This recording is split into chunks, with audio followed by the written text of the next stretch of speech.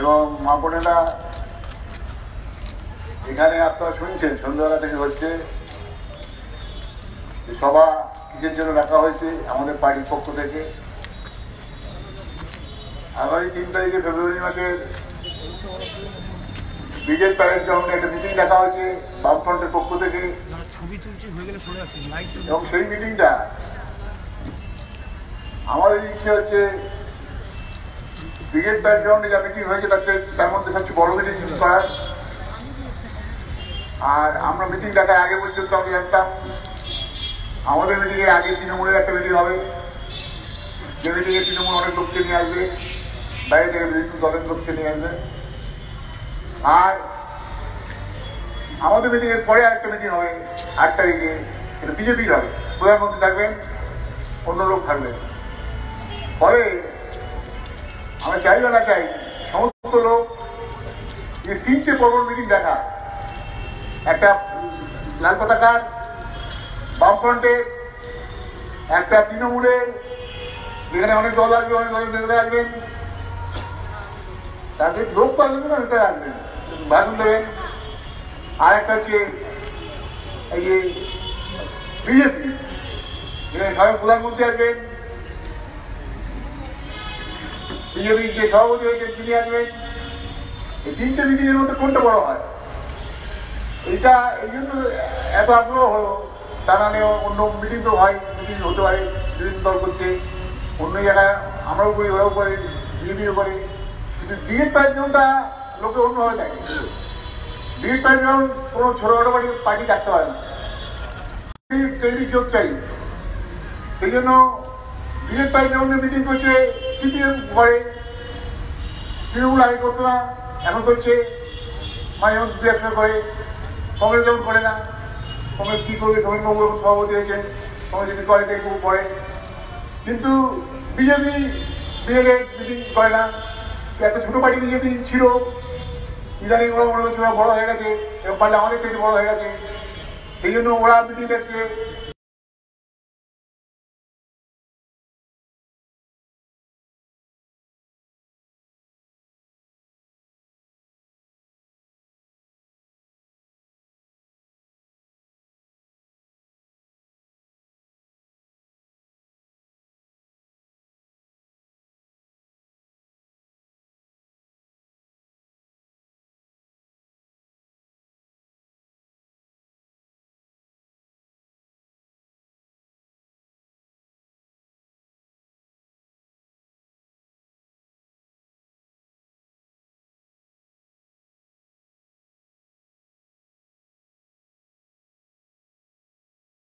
থাকে 10 কোটি, সেই লোক তার মধ্যে কি লোক আসবে? 3টে দল বড় বড় মিটিং করতো, কোনো মমতার মিটিংয়ে বেশি তো হয়নি, সবাই জানেন মমতা বুঝেছে, কাউরা বুঝেছে মমতা মিটিংয়ে বেশি লোক হয়নি। আর আমরাও জানতে পারছি, মমতার যে ছবি দেখছি, মমতার সব ছেড়ে দিলে বাসে করে গেছে, লরিতে করে এসছে, বিজেপি যাচ্ছে, সেখানে না গিয়ে পথে দাঁড়িয়ে গেল, কোনোটা ফাঁকা জায়গায় দাঁড়িয়ে দিয়ে বোতল দিয়ে বসে গেল। ছবি আমরা তাদের ছবি তুলেছি, সেই বোতল দিয়ে বসে আছে, তারা মিটিংয়ের পতাকাটা সাইডে রেখে আমার ছবি তুলে রেখেছি। আর দেখা যাবে তারা কী হবে, মমতার ছবি লোকরা মিটিং যায়নি, চলে এসছে, আমার পাড়ায় চলে এসছে। আমি আমার সাথে কয়েকদিন এসছে, এই রায়হাট, বাবুঘাটি, এইসব যারা আছেন নিউ টাউনের সল্টলেকে আমার সাথে এসছে, তারা বলছিল, তার ছবি দেখাচ্ছে আমাকে, এই দেখুন সব বসে আছে, সিনেমা সব বোতল নিয়ে বসে আছে, একটা বোতল গ্লাস সব রয়েছে, রাস্তার পাশে ফুটপাতে বসে আছে। ওর মিটিংয়ে কী যাবে, ওইসব করে চলে এসছে। আমি সাংঘাতিক ব্যাপার, ছবিটা আমাকে দিয়ে দেবো, বললে তো মমতার কোথায় কি এক করবে, কাছে কোর্টে যাও, কোর্ট যদি আমার ডাকে তাকে দেখবো, মামলা ট্রেনও করছে না, আর ওরা যায় না, মামলা হাজির হয় না, সে আর বিপদ, ওটা কেস করে দেয়, যাতে আমি আবদ্ধ পাই, ভয় পাই। তো আমার কথা হচ্ছে, কিন্তু আর যেই বলবো কোর্টে যাও, আমি যাবো, তুমি কোনো যদি বলো প্রমাণ করবো, তখন তাকে করে যায় না, উকিল বাড়ি যায়, আজকে উনি ব্যস্ত হয়েন, আজকে আসতে পারবেন না। এবার মুকুল্লাহকে আমি মামলা বললাম, মুকুল্লাহ তখন বলেছিলাম আমি মনে হয় আপনাদের যে মমতা ব্যানার্জি ওর ভোটের সময় মমতা ব্যানার্জি তো বলে যে খুব সৎ কিছুই না, কোনো সৎ কোনো কারবার নেই, ও একবার পুরো সৎ। অর্থাৎ দুর্নীতিগ্রস্ত সব কিছু মমতা ব্যানার্জি। এবং এই যে বাড়ি কতগুলো করেছে, আমাকে একজন উকিল লাগাচ্ছে হাইকোর্টে, কতগুলো বাড়ি হয়েছে ও রাত্রি হয়েছে।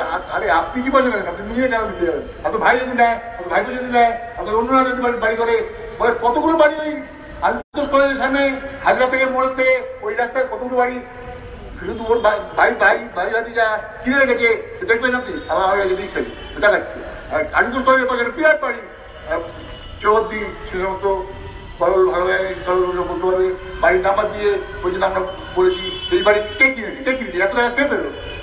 ভাইপোর টাকাটা হলো করতে গেলো, একদিন তো ভাইপোর টাকা ছিল না, হঠাৎ করে টাকা হলো করতে এত বড় বাড়ি কিনে এলো। সেই জন্য মমতা ব্যানার্জিকে আপনি তখন বললাম মুকুল রায়, এরা মুকুল রায় ছিল কংগ্রেসে, এই তৃণমূল কংগ্রেসে মুকুল রায় ওই কুপন বিক্রি করে প্রত্যেকে যারা ভোটে দাঁড়িয়েছে এমএলএ ভোটে দাঁড়িয়েছে প্রত্যেককে দিয়েছে, ওখানে কয়েক লক্ষ টাকা করে দিয়েছে ক্যাশ টাকা নিয়ে এসছে, সই করে নিয়ে এসছে এই অফিস থেকে, এই আপনাদের সামনে অফিস, এখানে সামনে গিয়ে যেটা অফিস আছে তৃণমূলের অফিস, সেই অফিস থেকে টাকা নিয়ে এসছে সবাইকে সই করতেছে। একজন এমএলএ ভোটে দাঁড়িয়েছিল, সে বাদে সে হচ্ছে ওই বিশ্বাস, উপেন বিশ্বাস, পরে অন্য দপ্তরের মন্ত্রী হচ্ছে উপেন বিশ্বাস ছাড়া আর সবাই টাকা নিয়েছে। এই টাকা কুপন টাকা, কারণ যে টাকাটা হলো কি 2 নম্বরই কারবার কি সরকারকে ফাঁকি দিচ্ছে, এখন সরকার চালাচ্ছে ওরা, সেখানে কুপন দিয়েছে সবাইকে, কুপন দিয়ে বলেছে যে এই কুপনটা তুমি তুললে এতজনকে আমি টাকাটা দিলাম, আর তুমি যে টাকা হবে কী করে টাকা হবে, তুমি যে খরচা করে হচ্ছে ইলেকশন কমিশনের যে লোক যখন আসবে ইলেকশন সময় ওদের যে নির্বাচনী ইয়ে থাকে কী বলে একজন রিপ্রেজেন্টেটিভ থাকে ইলেকশন কমিশনে, সে একটা ইলেকশন খরচা দেখার জন্য কত তুমি টাকা বেশি খরচা করতে হবে না, সেই খরচা সেই দেখার জন্য সে আসবে, তখন তুমি বলবে, সে বলবে যে আপনি এত পোস্টার মেরেছেন কোথা থেকে, আপনার নামে তো 3টে পোস্টার আমরা দেখছি পথে, 3 একটা ছবি আছে, একটা ছবি নেই, একটা এই আছে মমতার সাথে আপনি বসে আছেন, এই ছবি 3টে পোস্টার মেরেছেন, এই পোস্টার আপনি কত চালিয়েছেন, কত খরচা করেছেন, এটা কত, আর পথে আমি দেখলাম আপনার এত গেট করেছেন, এত ওই ইয়ে টানিয়েছেন, আপনি কী বলে ফেস্টুন টানিয়েছেন, এই সমস্ত করেছেন, এতে আপনি এত খরচা করেছেন, সেই খরচার হিসেব দিতে হয়। সেটা হয়তো সে লিখেছে, পোস্টার মেরেছে, ছাপিয়েছে 10,000, বললো আমি 2,000 পোস্টার নিই, সেটা কিন্তু দিতে তো হবে, পোস্টারটা দেখে যেত, দেখা যাচ্ছে পোস্টার মেরেছেন, তাহলে সেই হিসেব দিতে হয়। তো সেই জন্য এমএলএ হিসেবে থেকে যাবে, এমএলএ খরচা কতটা করতে হবে ইলেকশনে, তার এই যে লোকসভার নির্বাচন আসছে হিসেব দিতে হবে যাতে কত টাকা খরচা করতে পারবেন একটা ইলেকশনে, সেইটা বেশি যদি হয় তাহলে মুশকিল হয়ে যাবে আপনার। তখন মুকুল রায় ওইভাবে যারা প্রার্থী হয়েছে তাদেরকে দিয়ে দিল টাকা কুপন, আর কাটা কুপন মানে আপনাদের কাছে বাজারে যখন করতে যাই আপনাদের কাছে যা তুলেছি আমি বলবো, আমি যখন লিখবো যে এই টাকা সাধারণ মানুষের কাছে নিচ্ছি, আমার এই 5 টাকা 10 টাকা কুপন, এই কুপন আমি কেটেছি, মানুষ নিয়েছেন, আমি কুপন দিয়েছি, আমি কুপনের একটা পার্ট যেটা কাটার পার্ট যেটা লোককে দেয় সেটা কেটে ফেলে দিয়েছে, ওটা পুড়ি ফেলেছে, এখানে তৃণমূল অফিসে পুড়িয়ে ফেলেছে, আর বাকি যে চেক মুড়ি সেটা কাছে রেখেছে, চেক মুড়িটা রেখেছে, রেখে ইলেকশনে যে হিসেব দিতে এসছে তাকে হিসেবটা দিয়ে ধরিয়ে দিয়েছে, যে হিসেব দেখুন আমি চাষ করেছি, তুমি যখন 1 টাকা কাটতে চাওয়া হতো না, অথচ সে কোটি টাকা 32 কোটি টাকা হিসেবে দিয়ে দিল সমস্ত লোককে।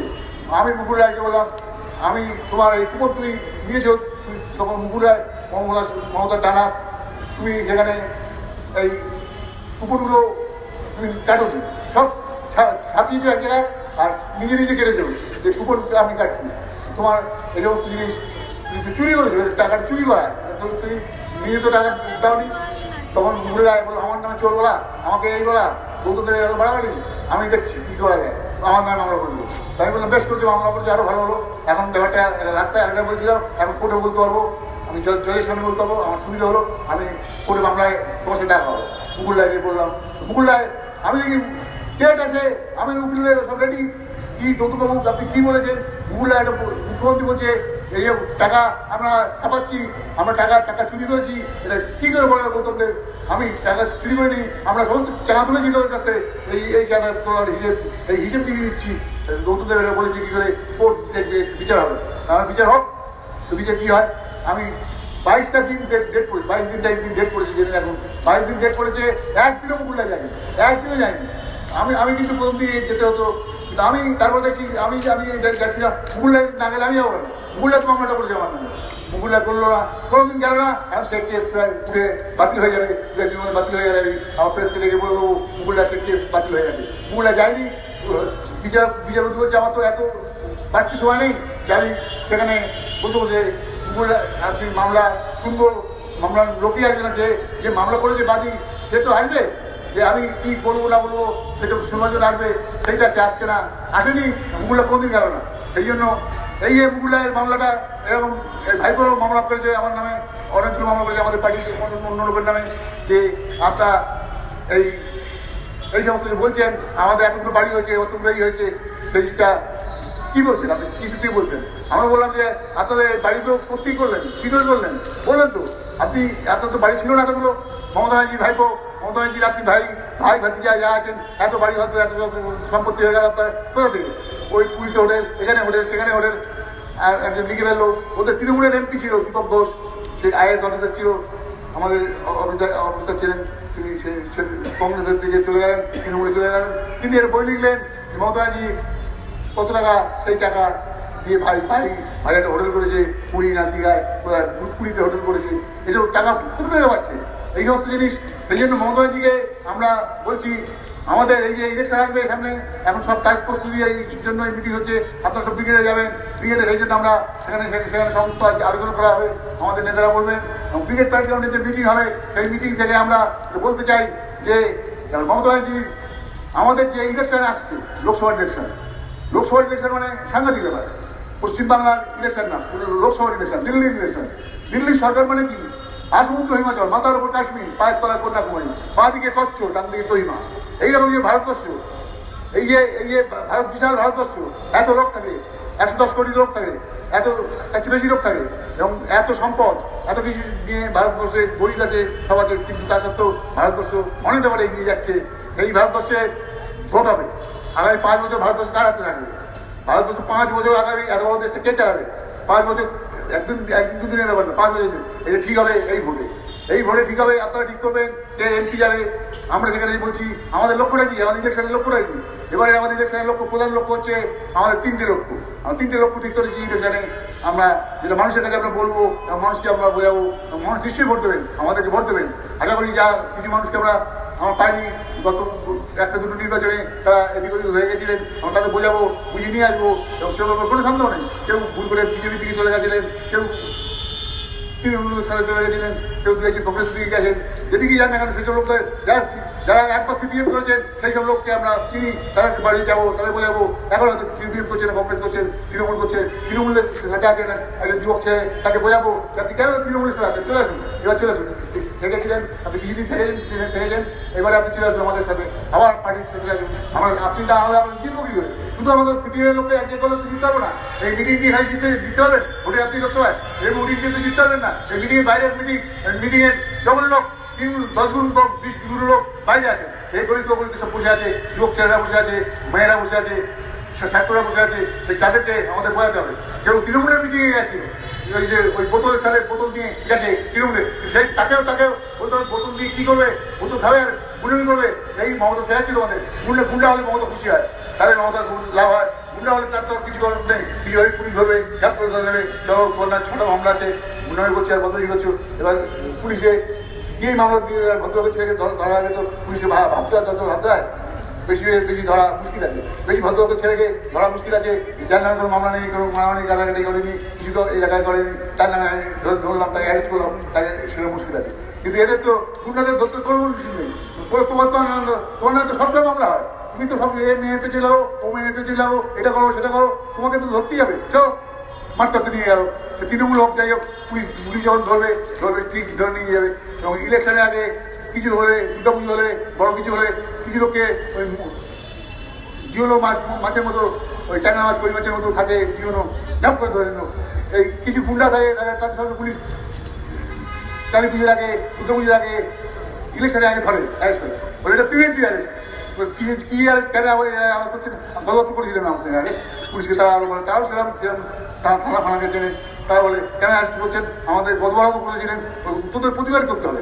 আমাদের সঙ্গে ওপর থেকে অর্ডার আছে যে তুমি সমস্ত আগে বিভিন্ন অ্যারেস্ট করে রাখো, কিছু অ্যারেস্ট করতে হবে, গুন্ডা বদমাশ হলে তোমাকে অ্যারেস্ট করেছি, গুন্ডা বদমাশ হিসেবে নাম আছে। তাহলে এই যে গুন্ডা বদমাশ হিসেবে নাম থাকা, এটা কি ভালো ভালো চোখে রাখেন? তৃণমূলের যে সাথে যে আছে তাকে আমি বলছি, আপনার নামটা গুন্ডা বদমাশের লিস্টে আছে, আপনাকে কি ভালো লাগছে? এটা এই আর এইটা মমতা করছে কি হয়, মমতা যারা গুন্ডামি করবে, বদমাশি করবে, তাদেরকে পছন্দ করে, খুব পছন্দ করে। এবং সেই জন্য ক্লাব যারা করবে, এই ক্লাব যারা, যে ক্লাব কোনো জিমনেশিয়াম করে, যে ক্লাব ব্যায়াম করে, যে ক্লাব খেলাধুলো করে, যে ক্লাব আবৃত্তি করে, গান বাজনা করে, সেই ক্লাব টাকা পাবে না। যে ক্লাব মারামারি করে, যে ক্লাব এখানে তাস খেলে, যে ক্লাব ওই জুয়া খেলে, ক্লাব খেলে, তাদেরকে মমতা টাকা দেবে। সবাইকে টাকা দিচ্ছে, 25 লাখ 30 লাখ টাকা করে মমতা দিচ্ছে, কোটি টাকা দিচ্ছে। এইভাবে মমতা টাকা দিচ্ছে তাদেরকে, এরা খুশি হবে। আর টাকা দিচ্ছে কাদের? আর পুজো পুজো পুজো পুজো এছাড়া পুজো কমিটি মমতার সাথে যাচ্ছে, পুজো কমিটি মমতার সাথে পুজো যারা করবে তাদেরকে মমতা টাকা দিচ্ছে। পুজো করো, ফুর্তি করো, আনন্দ ফুর্তি করো, তাতে যা খরচা হবে খরচা দেবো। ক্লাবগুলো মমতা কালকে বলছে, গতকাল বলছে, আমি দেখছি ক্লাবগুলোকে এখন অ্যারেস্ট করা হচ্ছে। আমার লোককে, ও একটা লোককে অ্যারেস্ট করেছে। সে তো এই যে সিনেমা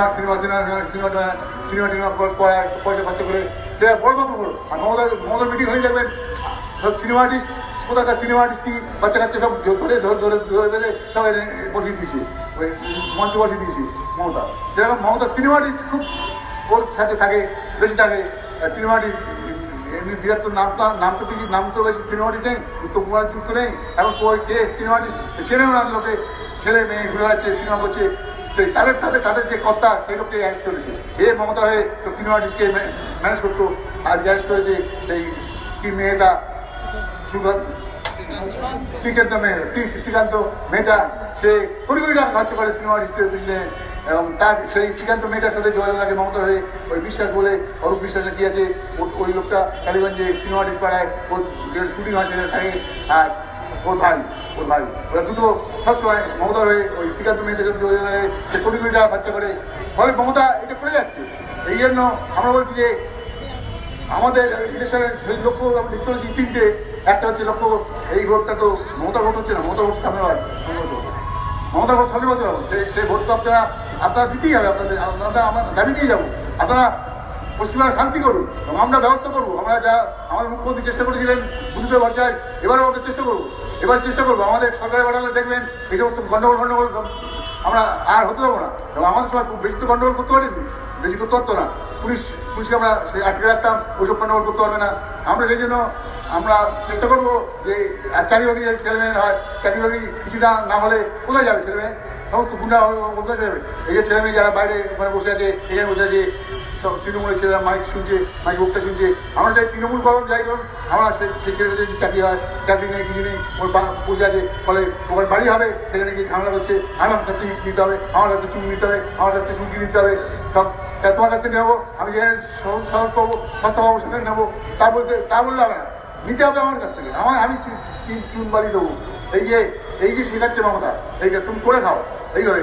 তারপরে এই ফুটপাত দখল করো, দোকান করো, বাড়ির ভাড়াটের বাড়ি যে সমস্যা হচ্ছে এটার মধ্যে নাক করিয়ে ভাড়াটের পক্ষে থেকে মালিককে মারো, মালিকের কাছে টাকা নাও। এই যে মমতা ব্যানার্জির যে জিনিসগুলো করে, এতে ক্ষতি হচ্ছে, দেশে খুব ক্ষতি হয়ে যাচ্ছে। এই জন্য আমরা চেষ্টা করছি যে সমস্ত লোককে বুঝিয়ে, কিন্তু আমরা জানি, আমরা যেটা বারবার নিজেরা আলোচনা করি পার্টির মধ্যে, যেটা আমরা মিটিং করি, আমরা মিটিং করছি, সব লোককে তো আমরা বোঝাতে পারিনি। আমাদের অনেক লোক আছে যারা আমাদের সাথেই ছিল, তা চলে গেছে আমাদের ছিল। সে কেন গেছে? তারা নিশ্চয়ই আমাদের লোকেরা কিছু খারাপ ব্যবহার করেছে আমাদের লোকেদের। সেই জন্য আমরা বলছি আপনারা খারাপ ব্যবহার করবেন না লোকের সাথে, কোনো লোকের সাথে খারাপ ব্যবহার করবেন না। কংগ্রেস হোক, তৃণমূল হোক, তাকে বোঝান। সব তৃণমূলের সাথে যদি তৃণমূলের লোক সব খারাপ থাকে, বিজেপির সাথে যদি বিজেপির লোক সব থাকে, তাহলে আপনার সাথে কী করে হবে? নতুন লোক না আসলে জিতবেন কী করে? হারবেন তো, হেরে যাবেন তো, বিধানসভা হেরে যাবেন, লোকসভা হেরে যাবেন, নতুন লোক আনতে হবে। সেই জন্য নতুন লোক তৃণমূলের ছেলেকে বোঝান, ভালো করে বোঝান, তাকে বলুন ভদ্রভাবে এসে আমাদের সাথে আমরা একসাথে কাজ করবো, তাকে বুঝিয়ে কাজে নিন। এবং সেই জন্য আমাদের 3টে লোক আমরা ঘোষণা করেছি এই ইলেকশনে। আমাদের পার্টির কেন্দ্রীয় কমিটি মিটিং থেকে 3টে লোক। একটা লোক কি, প্রথম কথা আমরা কি চাই, 1 নম্বর আমরা চাই হচ্ছে দিল্লিতে যে সরকার আছে ওটা আবার মমতার না, ওটা মমতার চাইতে পাড়া, অনেক পাড়া বিজেপি সে রাম লক্ষ্মণ সীতা হনুমান এইসব দিয়ে কারবার, তার কারবার অন্য হয়। সেই বিজেপি সরকারকে আমাদের সহায়তা হবে। 1 নম্বর আমাদের লক্ষ্য এই ইলেকশন। এই ইলেকশনটা দিল্লি সরকারের ইলেকশন, এটা কলকাতার ইলেকশন না, রাজ্যের বিল্ডিংয়ের ইলেকশন না, এটা দিল্লি সরকারের ইলেকশন। এই জন্য প্রথম আমাদের হায়াতে হবে দিল্লি সরকারকে। বিজেপিকে ওখানে ফেলতে হবে। মোদির চালে আর 100 দিন শেষ দিন হয়, 100 দিন মোদি আর 100 দিন আছে, 100 দিনও নয়, 100 দিনের কম আছে, তার কম মোদি আছে। তাতে মোদি ফ্যান কাঁপছে, এখন ফ্যান কাঁপছে, কালকে প্রিয়ঙ্কা যোগ দিয়েছে, তাতে আবার মোদি আরও ফ্যান কাঁপছে। কি প্রিয়ঙ্কা করবে না করবে জানি না, কিন্তু মোদি ফ্যান কাঁপছে যে কী হবে না, আমি কী করে বাড়বো, মুখ্যমন্ত্রী প্রধানমন্ত্রী কী করে হবে। প্রধানমন্ত্রী যাতে মোদি না হতে পারে সেটা আমরা দেখছি, আমরা চেষ্টা করছি, আপনার চেষ্টা করছি, সব পার্টির সাথে আমরা যোগাযোগ করছি, বিজেপি ছাড়া সব পার্টি, কংগ্রেস আছে, কংগ্রেস যে দল আছে আমরা যোগাযোগ করছি, যারা কিছু বুঝে পড়া কিছু আমাদের করে যায় কীভাবে করবো না করবো সে আমরা ঠিক করবো, তাদের সাথে কথা বলে আমরা একটা ভোট, একটা লোক দুটো লোক যদি যায় ভোট দিতে, একটা লোক যদি বিজেপি দেয়, একটা লোক যেন ওই বিজেপিতে যে জিতবে তাকে দেবে, আর আমাদের দেবে। আর ওরকম আর দুজনকে যাতে আমরা বলবো যেখানে আমরা প্রার্থী দেবো না, সেখানে সে টিকে ভোট দেবে, সেখানে আমাদের প্রার্থী থাকবে না, আমরা হেরে যাবো, সেখানে ফাইট করতে দাঁড়িয়ে দাম কি, আমরা দাঁড়ালাম, আমরা কিছু ভোট করলাম, কংগ্রেস কিছু ভোট বলো, কিছু অন্য দল বলো, আর সেখানে হেরে গেলাম, সবাই হেরে গেলাম, সেটা করে তো লাভ নেই। কিন্তু একটা দল যদি যা দেয়, তাহলে যদি আমার ভোটটা দিয়ে দিই, আমার কাছে 20টা ভোট আছে, 20টা ভোট আছে, তাহলে তার 20টা ভোটে যেতে যায় না, হেরে যাবো।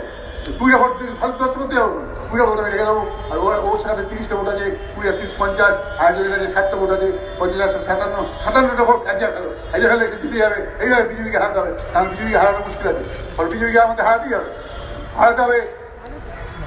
1 নম্বর লক্ষ্য। 2 নম্বর কি লক্ষ্য? 2 নম্বর হচ্ছে বিজেপি সরকার চলে যাবে, সেখানে কে আসবে, কে সরকারে আসবে? সরকার থেকে ফেলে দেওয়া ভালো, ফেলে দেওয়া সহজ, আবার নতুন সরকার করবে, তার থেকে কাজ দিয়ে সরকার করবে। তোমাদের 10টা 12টা পার্টি, কারো সরকার মিল নেই, কিছু নেই, গণ্ডগোল আছে তোমাদের মধ্যে, কী করে সরকার করবে? সেই জায়গায় আমরা বলছি যে দ্বিতীয় লক্ষ্য আমাদের দিল্লিতে ধর্মনিরপেক্ষ সরকার তৈরি করা, সেকুলার গভর্নমেন্ট, সেকুলার পার্টি যারা আছেন তারা সেকুলার পার্টি কারা, যা আমরা বলি গণতান্ত্রিক দল, কংগ্রেসও তার মধ্যে পড়ে, কংগ্রেসও হতে পারে, সবাই মিলে একটা দল, মায়াবতী হতে পারে, মুলায়ম সিং হতে পারে, লালু প্রসাদ হতে পারে, ডিএমকে হতে পারে, তেলুগু দেশম হতে পারে, টিআরএস হতে পারে, এরকম দল যারা আছে তাদের সব সাজিয়া করে একটা সরকার করতে পারে। আর 3 নম্বর কি? 3 নম্বর লক্ষ্য কি? এটা 2 নম্বর লক্ষ্য, এই অসাম্প্রদায়িক সরকার হবে, অসাম্প্রদায়িক সরকার হবে, ধর্মনিরপেক্ষ সরকার হবে, এটা করতে হবে আমাদের দিল্লিতে। এবার 100 দিনের মধ্যে নতুন সরকার করতে হবে দিল্লিতে।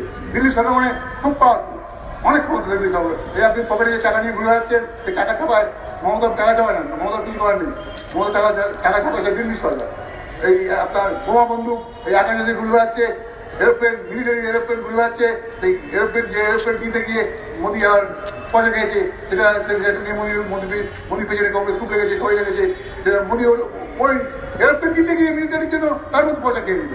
আরে ওই মিলিটারি কিনছে এরোপ্লেন, ফ্রান্সের যে রাষ্ট্রপতি ছিলেন ওলেন্দাকে বলেছে মোদি গেছিল, ফ্রান্সে গেছিল গিয়ে, তখন তিনি রাষ্ট্রপতি ছিলেন, এখন উনি রাষ্ট্রপতি নেই, নতুন রাষ্ট্রপতি হয়েছে, ওলেন্দাকে গিয়ে বলেছে মোদি, সব মিটিং হয়ে যাওয়ার পরে যে আমাদের যে আমরা যে রাফেল জেট বিমান কিনছি, বিমানটা খুব ভালো, এরোপ্লেনটা যুদ্ধের খুব ভালো, তো সেটা কিনছে, 26টা কিনছে ওরা, আমাদের গভর্নমেন্ট, আমাদের ডিফেন্স, সেই এরোপ্লেনটা আমাদের আপনার চুক্তি আছে যে ওগুলো আমরা কিনবো, ওখান থেকে ওরা 8-10 পাঠাবে, আর বাকিটা আমরা ভারতে তৈরি করবো, ওই বিমান একই জিনিস ভারতে তৈরি করবো। ফলে সেখানে আগে থেকে বলছে ভারতে কি তৈরি করবো, ভারতের একটা পার্টনার নিতে হবে, সেটা লেখা আছে ভারতের একটা পার্টনার থাকবে। ভারতের পার্টনার কী হবে? মোদি আবার ওই ফ্রান্সের রাষ্ট্রপতিকে বলে এসছে যে ওরা আপনি ওই রিলায়েন্স আম্বানির উপরে, অনিল আম্বানি কী করবেন, অনিল আম্বানি ছোটো যে আম্বানি ভাই, বড়টা মুকেশ, ছোটো অনিল আম্বানি কী করবেন? তাহলে অনিল আম্বানি প্রধানমন্ত্রী বলছে যার নাম, তার চাকরি করে দিয়েছিল অনিল আম্বানি, যার একটা এরোপ্লেন কেন, একটা বন্দুক তৈরি করার অভিজ্ঞতা নেই, তাকে এরোপ্লেন তৈরি করতে দিয়েছে, যুদ্ধের এরোপ্লেন, মানে পাকিস্তানে যুদ্ধ করবে, চীনের সাথে যুদ্ধ করবে, সে কী করে করবে? তারপর অভিজ্ঞতা নেই, তাকে দিয়ে দিয়েছে। তো সে 1000 কোটি টাকার কারবার রয়েছে, 1000 কোটি টাকার কারবার, ইলেকশনে যে খরচা হবে, তিনি করবে, সেই টাকা পর্যন্ত তুলেছে, এবং সে তার বিচার হবে, সেই নিয়ে রাফেল নিয়ে সব ঘুরোঘুরি হচ্ছে সারা দেশে, দেখছেন আপনারা, তাহলে রাফেল প্রধানমন্ত্রীকে জবাব দিতে হবে, এই বিমান কেনার জন্য তুমি কেন আমাদের এয়ারপ্লেন মিলিটারি জিনিস তুমি কেন চুরি করলে, মিলিটারি জিনিস চুরি করতে হবে, দেশ পাড়াতে চোরা, আমরা নিশ্চিত সিনেমা দেখছি, খাচ্ছি, যাচ্ছি, ঘুরছি, আড্ডা হচ্ছি, কলকাতা শহরে বেড়াচ্ছি, আর সারা বরফের মধ্যে মরুভূমির মধ্যে তারা পাহাড় দিচ্ছে দেশটাকে, তারা যুদ্ধ করছে, পাকিস্তান আছে, চীন আছে, কতজনের সাথে আমাদের কত রকম অসম্পূর্ণ মানে সম্পর্ক আমাদের খারাপ আছে। সেইখানে আমাদের মোদী সরকার এই যে কাজগুলো করছে ওর বিরুদ্ধে আমাদের সব মানুষকে এক জায়গায়। আর সবচেয়ে বড় কথা হচ্ছে ধর্মান্ধতা। কারণ আমরা কংগ্রেসের সাথে কংগ্রেস কেউ বলতে পারে কংগ্রেস তো খারাপ দল, কংগ্রেসের বিরুদ্ধে তো আপনারা ছিলেন, আমার কংগ্রেসের বিরুদ্ধে ছিলেন, এখন আছে, কিন্তু কংগ্রেসের সাথে এই ভোটে কংগ্রেসের বিরুদ্ধে আমরা বলবো না। এই ভোট কংগ্রেস তো কোথায় আছে? 3টে রাজ্যে আছে, 3-4টে রাজ্যে সরকারি আছে, বাকি জায়গায় কংগ্রেস নেই, দিল্লিতে নেই, কোথাও নেই। কংগ্রেসের শক্তি কমে গেছে, অনেক কমে গেছে, ফলে কংগ্রেস সেখানে লোক পাচ্ছে না।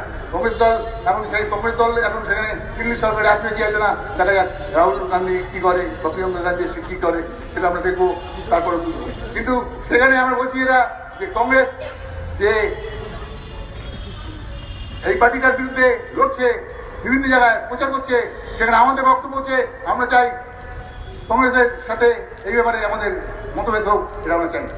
কংগ্রেসও থাক, আমরাও থাকবো। আমরা 42টা সিটে প্রার্থী দেবো না, আমি ঠিক করেছি 42টা সিটে প্রার্থী দেবো কেন, দিতে যাবো না। এটা আমরা কাল পরশু আমাদের 3-4 দিন ধরে পিসি মিটিং রাখা হয়েছে, রাজ্য কমিটি মিটিং রাখা হয়েছে, সেখানে আলোচনা হবে।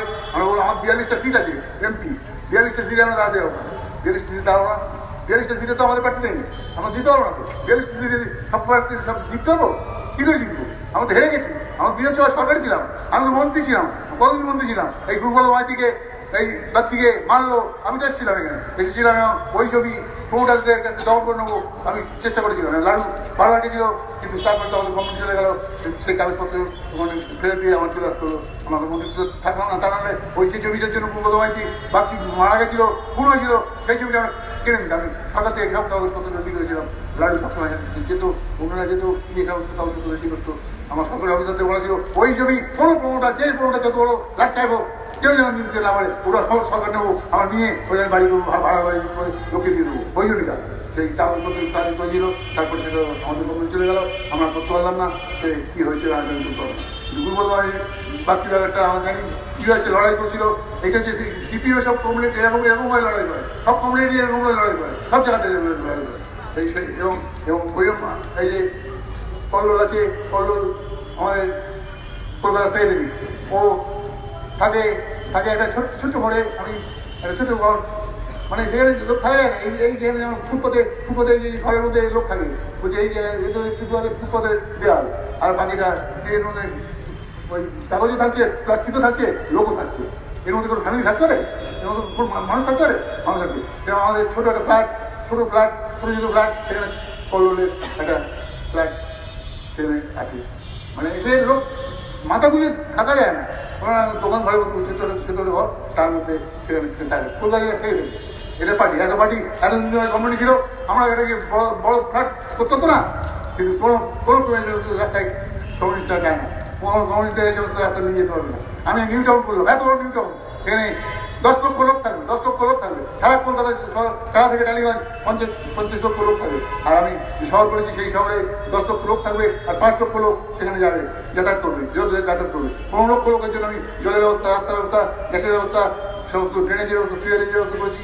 এই শহরে এখন অনেক লোক আছে, 70-80 হাজার লোক চলে গেছে ইতিমধ্যে, আরও হবে, আরও যাবে। সব বিরাট কারখানা, এখন সল্টলেকে ইলেকট্রনিক্স কারখানা কম।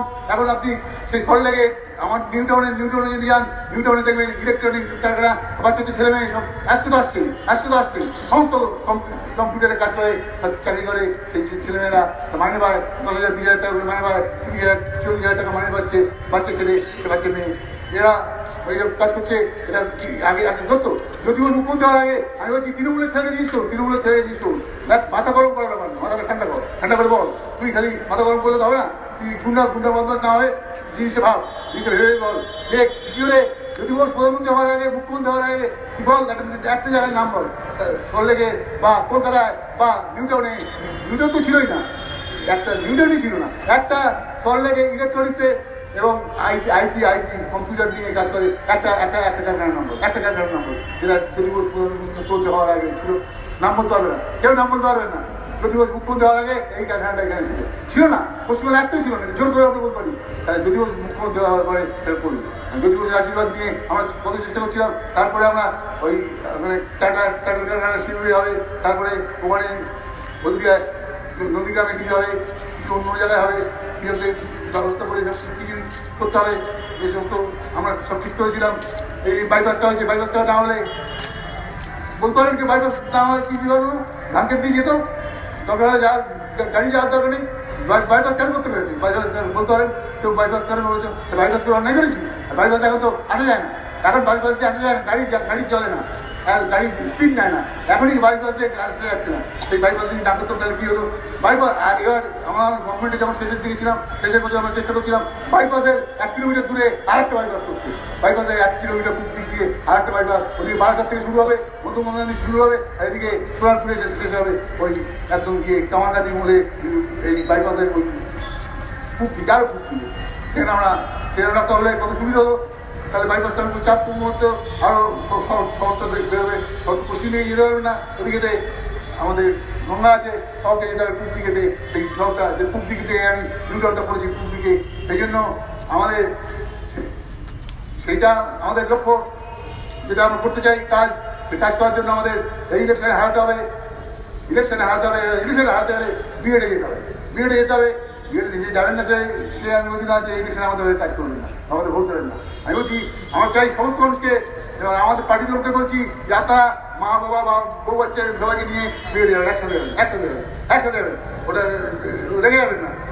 যে একদিন অসুস্থ যেতে হলে না কিন্তু তা নাহলে আপনি যদি আপনি বউকে না নিয়ে যান তাহলে কী করে আপনি একটা মেয়েকে বলবেন আর বউকে বলবেন যাতে চলুন বিয়ে, শুধু বিয়ে সবাই মিলে চলুন উৎসব হবে। ওই দিন সব সারা দেশের লোক টিভিতে দেখবে যে মমতা মিটিং কী হয়েছিল আর সিপিএম মিটিং কী হয়েছে, কী দাঁড়াচ্ছে, বামফ্রন্টের মিটিং কী দাঁড়াচ্ছে, অনেক বড় করবো আমরা। সেইভাবে আমরা প্রস্তুতি নিয়ে চাচ্ছি, আমরা সমস্ত জায়গায় হাজার লোক লাখ লোক আসে তার ব্যবস্থা করছি, সব জায়গায় প্রস্তুতি চলছে। এরকম মিটিং আছে কলকাতা অনেক জায়গায় হচ্ছে, সব জায়গায় বলছে আপনারা বলছি ব্রিগেডের প্রস্তুতি, ব্রিগেডের জন্য চলুন, আপনারা জানেন সেই আমরা আশা করি সেটা আপনারা করবেন। আর দ্বিতীয় হচ্ছে মমতার সঙ্গে যে বিজেপি যেটা বলছিলাম, ব্যাপারটা বিজেপির বিরুদ্ধে কেন, এত বিজেপির বিরুদ্ধে কেন, কংগ্রেস এত খারাপ দল, তবু কংগ্রেসের সাথে আমরা বলছি দরকার কংগ্রেসকে আমরা সাপোর্ট করবো, দরকার হবে আবার কি দরকার, কিন্তু আমরা বিজেপিকে হটাবো। বিজেপির বিরুদ্ধে কেন খেপায়, আমরা বিজেপি প্রস্তুত করতেই পারেন, বিজেপির বিরুদ্ধে কেন খেপায়, বিজেপিকে আমার সারানোর জন্য দরকার কংগ্রেসকে বলছি হাত লাগাবো, কংগ্রেস ভালো বাটে না।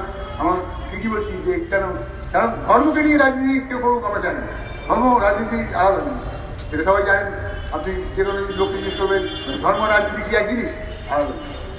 যে লোক কালীঘাটে যায়, কালীঘাটে কালী মন্দিরে পুজো দিতে যায়, কেউ দোকানদার যায়, কেউ সাধারণ মানুষ যায়, মা বোনেরা যায়, কালীঘাটে পুজো দিয়ে আসে। সে কি কোনদিন কি দেখেছেন যে কালীঘাটে কেউ যাচ্ছে মিছিল করে মিছিল যাচ্ছে, এইখানকার লোক করে যাচ্ছে কালীঘাটে মিছিল করে, যে পুরোহিতকে বলতে পুরোহিত তোমার সাথে ডাইরেক্ট সম্পর্ক আছে, তুমি আমাদের এটা এই দাবিটা মেনে নাও, তুমি দাবিটা পূরণ করার চেষ্টা করো। পুরোহিত করবে আমি কি করবো, তোমাদের দাবি রাস্তাঘাটে রেশনে গ্যাসের দাম বাড়ছে না, তেলের দাম বাড়ছে না, আমি কি করবো, আমি তো কালী পুজো করি, আমার ব্যাপার কালী পুজো করা, কালী পুজো দিয়ে আছি, আমাকে এটা বলছো না। আর কোনদিন শুনেছেন যে আপনি যে লোকে যাচ্ছে সিপিএমের অফিস আছে, তৃণমূলের অফিস আছে, সেখানে লোক যাচ্ছে দলে বাবা নাম করতে গিয়ে সিপিএমের নেতাকে বলছে, লাডুকে বলছে যে লাডুয়া আপনি কী করে আমরা ওই সত্যনারায়ণের পুজো কি মন্ত্র আছে সেই মন্ত্রটা বলে দেবেন, বা আপনি আমি নামাজ পড়বো সেই নামাজটা কী করে পড়বো, কী বলবো নামাজে কী উচ্চারণ করবো বলে দেবেন, শিখিয়ে দেবেন। কেউ সিপিএমের অফিসে যায় না, ধর্মকর্ম সেই রিক্সাওয়ালা, এইসব কাগজ পুরনিওয়ালা এরাও জানে যে সিপিএমের অফিসে যদি যাবে, তৃণমূলের অফিসে যদি যাবে, সে যায় সে আমার ছেলেটার সাথে ইন্টারভিউ পেয়েছে বলে দেবেন, আমার ছেলে আমার বাড়িতে মা অসুস্থ তাকে হসপিটাল চিকিৎসার ব্যবস্থা করে দেবেন। এইসব বলার জন্য সিপিএমের অফিসে যায়, কংগ্রেসের অফিসে যায়, তৃণমূলের অফিসে যায়। আর কেউ কালীঘাটে যায় না, কেউ যায় না মসজিদে ধর্ম ইয়ে শুনতে, সেখানে রাজনীতির কথা শুনতে সেখানে যায় না। এটা সাধারণ লোক রিক্সাওয়ালা জানে, কাগজ পুরনিওয়ালা জানে রাজনীতি করা লোকদের কী কাজ আর সিপিএম ধর্ম করা লোকদের কী কাজ। সেখানে বিজেপির মুশকিল হচ্ছে, আমরা বিজেপি যেটা বলছি তোমাদের তুমি বলবো তুমি রাম করছো, আর বিজেপি সেটা জানে যে হিন্দুদের মধ্যে মুসলমানদের সম্পর্কে একটা ভুল ধারণা আছে, ভুল ধারণা হিন্দুদের মধ্যে আছে, অনেক হিন্দুদের মধ্যে মুসলমানদের বিরুদ্ধে হিন্দুদের খাবারও পূজা। যদি হিন্দুদের খাবাই আমি যদি বলি আপনি একবার দেশ ভাগ হয়ে গেছে, মুসলমানদের আলাদা দেশ হয়েছে আর হিন্দুদের আলাদা দেশ হয়েছে, আর আবার যদি দেশ ভাগ হয় কোথায় যাবেন, যাবেন কোথায়? সেই জন্য হিন্দুদের দেশের খাবারের জন্য বিজেপি চেষ্টা করছে। আর আমরা বলছি যে এইটা খাওয়াবেন না, হিন্দু মুসলমান সব একসাথে থাকতে হবে। যারা বাইরে থেকে পালিয়ে এসছে, অভিজাতে এসছে, সে কে এসছে দেখতে হবে, সে পুলিশ দেখবে। কিন্তু মুসলমানের বিরুদ্ধে সবসময় করবেন কেন? এখন সেই জন্য হিন্দু ধর্মের যারা আছেন, হিন্দু ধর্মকে এটা আমাদের আপত্তি করছি, আমরা এই ব্যাপারটা আমাদের আপত্তি আছে। আর এখন আবার নতুন করে হনুমান নিয়ে এসছে সমস্ত যেসব বিজয় রাজনীতির মধ্যে আলোচনা তোমার আছে। রাজনীতিতে আপনি রাম ভালো না রাম খারাপ কী করে আলোচনা করবেন? রামের পক্ষে আপনি না রামের বিরুদ্ধে আপনি কে বলবে বিরুদ্ধে? রামের বিরুদ্ধে কে হতে যাবে? আমি কেন হতে যাবো? আমি সিপিএম করি, আমি রামের বিরুদ্ধে হবো কেন? আমি তো রামের বিরুদ্ধে না। রাম লক্ষণ ভরত শত্রুঘ্ন সব আছে, ভালো আছে, থাক। সীতাকে নিয়ে আছে, মরে গেল 14 বছর থাকলো, 14 বছর সে রাম আছে, রামের মধ্যে থাকুক। রামের পেছনে তো আমরা লাগেনি। রামের পেছনে তুমি রামকে নিয়ে বাবা পার্টিবাজি করছো কেন? রাম কি তোমার পার্টি মেম্বার? তোমার পার্টি মেম্বার নাকি? বিজেপি মেম্বার নাকি বাড়ি? রামকে তুমি এত দলের লোক বলছো, সেই জন্য এই সমস্ত কাজ বিজেপি বাড়ি অসম্ভব কাজ করছে। তারপরে রামকে নিচ্ছে, তারপরে ভগবান পুজো হচ্ছে। এখন মথুরায় বলেছে শ্রীকৃষ্ণের জন্মদিন রামের পরে শ্রীকৃষ্ণ ধর্মের মথুরায়। অযোধ্যা হচ্ছে রামের জন্ম ছিল, মথুরায় শ্রীকৃষ্ণের জন্ম ছিল, শ্রীকৃষ্ণের জন্ম। আর যেখানে যেখানে শ্রীকৃষ্ণের জন্ম ছিল, রাম জন্ম ছিল, সব মুসলমান তো মনে করেছে মসজিদ হয়ে গেছে। সব মসজিদ হয়ে গেল। মথুরায় বলছে একটা মসজিদ হয়ে গেছে, ওটা ভাঙতে হবে। আর ওখানে আমার মথুরায় শ্রীকৃষ্ণের জন্ম নিয়ে কিছু করতে হবে। তারপরে কাশিতে হচ্ছে শিব ঠাকুরের জন্ম। তাহলে সব জায়গায় কোথায় কার জন্ম? নিজের বাবার কোথায় জন্ম হয়েছে আমি জানি না। আর ও রামের জন্ম কোথায় হয়েছে, লক্ষ্মণের জন্ম কোথায় হয়েছে, এইসব বের করছে। কোথায় কার জন্ম হয়েছে তুমি জানো? বলছি কেন ফালতু কথা? এসব ফালতু কথা বলে লোক খাওয়াচ্ছে কেন? এবং সেইখানে রামের জন্মস্থানে আমাদের মন্দির করতে হবে না? চলো আমরা যাবো। এবং এই যে প্রধানমন্ত্রী হয়েছেন, এই প্রধানমন্ত্রীকে সেই জন্য আমরা সরাবোই ব্যবস্থা করছি। সরবে করতে হবে ভোট কোথায় পাবে? 5টা রাজ্যে ভোট হলো, একটা রাজ্যে জিততে হলো। ওই আগে 3টে রাজ্যে সোজা কংগ্রেস জিতে গেল, আর একটা রাজ্যে অন্য দল, ওই লোকাল দল, আর একটা দল সেখানে ওখানে লোকাল দল তারা জিতেছে। আর পুরো কোথাও বিজেপি জিততে হলো না। তা বিজেপি হারবে। বিজেপি তারপর উত্তরপ্রদেশে যেভাবে অ্যানাউন্স করেছে, বিএসপি এবং এসপি এরা দুটো মিলে যে ভোট হয়, বিজেপি চাইতে বেশি ভোট হয়। ভোটে বিজেপি এমনি মাথা ঠান্ডা হয়ে গেছে। বিজেপি এখন বুঝতে পারছে যে কী করে জিতবো, কী করে গভর্নমেন্ট করবো। বিজেপি এখন চলে বলতে পারছে না যে আমি গভর্নমেন্ট করবোই। তো দিল্লিতে গভর্নমেন্ট আমার বিজেপি মুশকিল আছে, বেশিরভাগ জায়গায় হারবে। এখন বিজেপি চেষ্টা করছে মমতাকে ওর দিকে নিয়ে আর। মমতা এখন ঘাটু হয়ে গেছে। মমতার তালে আছে মুসলমান ভোটটাকে কী করে ম্যানেজ করবে। মুসলমান ভোটটাকে ম্যানেজ করতে গেলে এই মুসলমানদেরকে তোল্লাই দিতে হবে। কীভাবে মুসলমানকে তোল্লাই দিয়ে এটা ওটা করে ভোটটা পাবে, সেইটা মমতা তালে আছে। মুসলমান ভোটটা যদি পুরোই পাই, আর হিন্দুদের মধ্যে আমাদের তৃণমূল তো কিছু আছে, তৃণমূল তো কিছু আছে, সেই হিন্দুদের নিয়ে তাহলে আমি জিতে যাবো। মুসলমান ভোট তো অত সোজা না। মুসলমান ভোটাররাও বুঝতে পারছে যে তৃণমূল কী পার্টি। সুতরাং তৃণমূল যে মিথ্যে কথা বলে, মিথ্যে কথা বলে, মমতা ব্যানার্জি ডাইনামাইট মিথ্যে কথা বলে, যে জন্য এ ব্যাপারে কোনো সন্দেহ নেই, লোকে বুঝছে। ফলে আমরা চাই আগামী দিনে এই লড়াই যেটা হবে, সেই লড়াইতে আপনারা অংশগ্রহণ করবেন এবং ওই ব্রিগেড প্যারেডে 3 তারিখে যাবেন। বিপুল সংখ্যায় আপনার ব্রিগেড প্যারেডে যাবেন, গিয়ে সেই মিটিংয়ে সব শুনবেন এবং এখন থেকে পায়ে আপনার প্রচার করুন, রাজনীতি করুন, সব কিছু করুন। ভোট তো 100 দিন না, 17 দিন বাকি আছে ভোট হবে। সেই ভোটের জন্য আপনার প্রস্তুতি নিন। এখন থেকে আমাদের সমস্ত ভোট পেতে হবে এবং যেসব লোক যারা ভোট দেয়নি, যে ভোট কথা বলে আমরা শেষ করবো। যারা ভোট দেয়নি আমাদের তাদের কাছে যেতে হবে। তারা আপনারা বুঝে যারা থাকে তারা বইয়ের এই পাড়াটি আমি বুঝবো না, বা বাইরে থেকে যেতে আসলে বুঝবে না, করলেও হয়তো আপনি বুঝতে পারবেন না। আপনারা বুঝতে পারবেন, আপনি যে পাড়ায় থাকেন আপনি ভালো বুঝতে পারবেন যে আপনার পাড়াতে কে আগে সিপিএম করতো, এখন সিপিএম করে না, অন্য দল করে। কেন করবে? তাদের কারণটা জানুন, তাদের কারণটা যদি আমার কমপ্লেনের জন্য সেই লোকটাকে দিয়ে যায়, তাকে আমার সেই কমপ্লেনটাকে দরকার বোঝান যে তোমার জন্য লোক রেগে যাচ্ছে, এক লোক তো আর পারছো না ভয়তে লোকটা আসছো না, তুমি কী করবে? তুমি এসব তোমাকে তুমি বেশি দিন থাকবে তো আমাদের বিপদ হয়ে যাবে। এবং তাকে বলতে হবে তুমি বেশি দিন এসব করো না আমাদের সাথে, তাহলে আমাদের মুশকিল হবে। তুমি আমাদের লোক নিয়ে এসো, লোক তাড়িয়েও আমাদের ঘরে লোক আসে, তার ব্যবস্থা করবেন, সেটা নিশ্চয়ই আসবে, মানুষ আসবে। মানুষ কেন পারবে না? মানুষকে আনন্দ আছে নাকি? কংগ্রেস তৃণমূলের সরকার মানুষ আনন্দ নেই, মানুষ কোনো বুঝতে পারছে খুব খারাপ হচ্ছে। সেইসব লোক 7-10 জন লোক এক জায়গা হলে আলোচনা করছে মমতা সরকার কী খারাপ করছে। মমতা সরকারের পক্ষে কেউ কথা বলছে না। তবে এমন অবস্থা হচ্ছে যাতে বিডিএ লোক কম হচ্ছে, বিডিএ লোক কম হচ্ছে, আর আমরা তাদের পরে শুরু করেছে বিডিএ লোক দেখাচ্ছে বেশি, বিডিএ লোক বেশি না। আসলে ওই জায়গাটা বিডিএ লোকটা কাছে এইখানে যদি একটা ছবি তোলে, এইখানে এই লাল ঝান্ডা দিয়ে এই চেয়ারগুলো বসে আছে লোক, আর এদিকে এই চেয়ারগুলো শেষ হচ্ছে, এই বিল্ডিং এর ছবি করে হবে কি বিরাট নাম বিল্ডিং হচ্ছে এখানে একটা খুব বড় মিটিং না, ছোট মানে মিটিং। ছবি এমন ডায়লগ হচ্ছিল যে আমরা মনে হচ্ছে বিরাট বিল্ডিং, কিন্তু গণশক্তি যাদেরকে ফাঁস করে দিচ্ছে, গণশক্তি যারা ভারত ছবি তুলে বারণ করতে ছবি তুলেছে মাঠটা, তাদের দেখা যাচ্ছে মাঝ পুরোটা টাক করে গেছে, আর মাঝ একটু দেখা যায় লোক আছে, ওই লোক আছে মন্ত্রীরা দিয়ে লোক আছে, তো বোঝা যাচ্ছে যে লোক খুব কম আছে। ফলে মমতা ব্যানার্জির দিকে লোক কম করে যাচ্ছে। মমতা ব্যানার্জি বলেছে মিটিং করতে গিয়ে বলেছিল ওর বাড়িতে মিটিং হচ্ছিল, তৃণমূলের ছেলেদের আগের মধ্যে সেই জোশ নেই, সেই রোষ সেই যে হুঙ্কার দিবে তৃণমূলের ছেলেরা আক্রমণমুক্ত হতে হচ্ছে না কেন? আগে তোমাদের কি হলো, তোমার যে আগে আক্রমণ করতে আক্রমণ করতে তৃণমূলের ছেলেরা কেন আক্রমণ করছে না? এটা মমতা ব্যানার্জি বুঝতে পারলে কি হবে, তৃণমূলের ছেলে কি আক্রমণ করবে, কাকে আক্রমণ করবে, তার জন্য আক্রমণ করবে। নিজেরা মারামারি মরছে, রোজ মরছে, কতগুলো মারামারি যাচ্ছে, কতগুলো তৃণমূল ছেলে নিজেরা মারামারি করে মরে যাচ্ছে, এবং এটা আরো বাড়বে, রোজই মরছে। সিপিএম এর সাথে আমাদের সাথে তো হচ্ছে কম, এখন তো আমাদের সাথে হচ্ছে কম, আমাদের সাথে হলে হবে কিছু দরকার নেই, হচ্ছে কম। আমাদের আর মরে যাচ্ছে তো নিজেরাই মরে যাচ্ছে, এত মারামারি করছে আর এত কিছু করছে। এই তৃণমূল দল এই দেশ থেকে তাড়াতাড়ি চলে যাক, এই দলটাকে ছোট করতে হবে। সেই জন্য আপনাদের সবাইকে আমি আবেদন করছি আপনারা ভালো করে বুঝিয়ে আমাদের কমেন্টে যাবেন। এখানে আছেন আমাদের মহিলা সেক্রেটারি মেম্বারের কাছে শুনলেন, তিনিও বললেন, বললেন এখন কলেজের কাছে আপনারা শুনবেন। আমি আশা করি আপনাদের এই কসবা অঞ্চলের একটা আমাদের কলকাতা সব জায়গায় তো শক্তি বেশি নেই, কসবা অঞ্চলে আমাদের দেশবিদরা সাধারণ মানুষ আমাদের সাথে আছেন, অনেকটা ভোট পয়েন্ট অনেক সময় অনেকে ছিলেন, তো পার্টি থেকে চলে গেছেন, তাদেরকে আমি আবেদন করছি পার্টি থেকে চলে গেছেন, তাদেরকে বলবেন আপনার ফিরে আসুন, কেন এদিকে করছেন, এদিকে চলে আসুন, আপনার চলে আসুন।